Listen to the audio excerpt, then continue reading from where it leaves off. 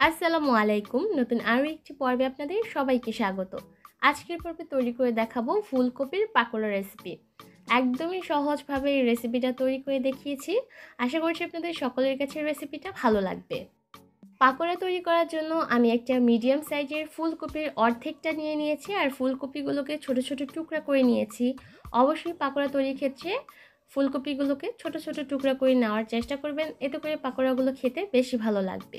এবার আমি একটা হাঁড়ির মধ্যে সামান্য পানি নিয়ে নিয়েছি আর এর মধ্যে ফুলকপিগুলোকে দিয়ে দিলাম আর সেই সাথে দিলাম সামান্য একটু লবণ। এবার এই ফুলকপিগুলোকে প্রথমে সিদ্ধ করে নিতে হবে। সিদ্ধ করার জন্য হাঁড়িটাকে আমি চুলায় বসিয়ে দিয়েছি আর এর মধ্যে কিন্তু পানিটা খুব ভালোভাবে গরমও হয়ে গেছে আর সেই সাথে ফুলকপিগুলোও কিন্তু বেশ খানিকটা সেদ্ধ হয়ে গেছে আর এর রঙটা অনেকটা চেঞ্জ হয়ে গেছে। ফুলকপিগুলোকে 3 থেকে 4 মিনিটের মতো সিদ্ধ করে আমি চুলা থেকে নামিয়ে নিব। এর থেকে বেশি সিদ্ধ করা যাবে না, তাহলে আবার ফুলকপিগুলো হাত দিয়ে ধোয়ার সময় ভেঙে যেতে পারে।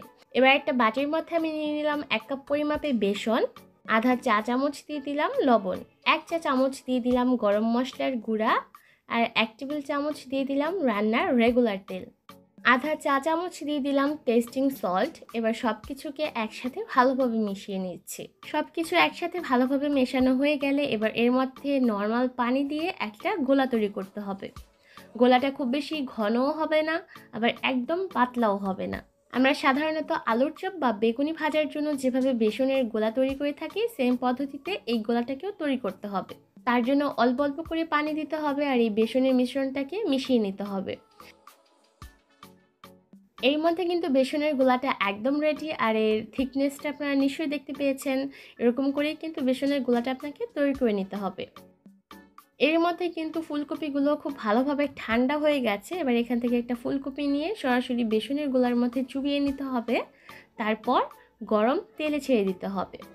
পাকোড়াগুলোকে ভাজার জন্য আমি চুলায় পর্যাপ্ত পরিমাণ তেল মিডিয়াম হাই হিটে গরম করে নিয়েছি আর এই পর্যায়ে আমি চুলার আঁচ মিডিয়াম হিটে রেখেছি।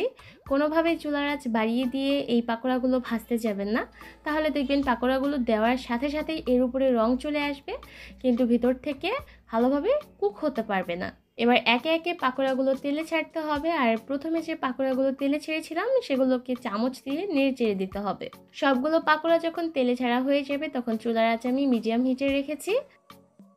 চুলার আঁচ শুরু থেকে শেষ পর্যন্ত মিডিয়াম হিটে রেখে এই পাকোড়াগুলোকে নেড়ে চেড়ে ভেজে নিতে হবে আর পাকোড়াগুলোকে ততক্ষণ পর্যন্ত ভাজতে হবে যতক্ষণ না পর্যন্ত এর মধ্যে সুন্দর একটা লালচে বাদামি রং চলে আসে।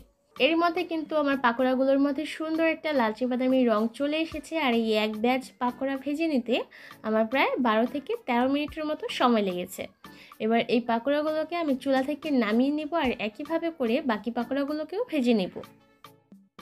অবশ্যই পাকোড়াগুলোকে গরম গরম সার্ভ করবেন, এতে করে পাকোড়াগুলো খেতে বেশি ভালো লাগবে। পাকোড়াগুলো তৈরি করার প্রসেস একদম সহজ হলেও রান্না করার পর পাকোড়াগুলো খেতে কিন্তু দারুণ মজার হয়ে থাকে। সিম্পল এই ফুলকপির পাকোড়া আপনারা চাইলে টি টাইম স্ন্যাক্স হিসেবে রাখতে পারেন, দেখবেন ছোট বড় সকলের কাছে ভালো লাগবে।